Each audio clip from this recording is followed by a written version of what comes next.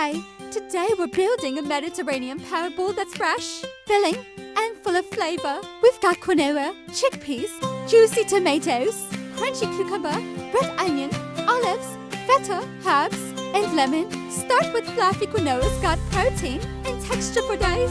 Want extra flavor? Give it a quick roast in the pan before using it. Rinse your chickpeas till they sparkle. Chop up those fresh cucumbers and tomatoes color boost and locked. Slice up your onion and olives for a briny little bite. Now pile it all into a bowl: quinoa, chickpeas, veggies, the whole squad. Top it with crumbled feta and a handful of herbs.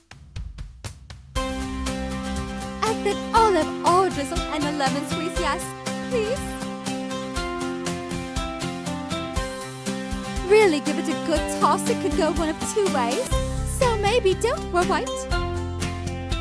And there you go, fresh, protein-packed, and bursting with Mediterranean vibes.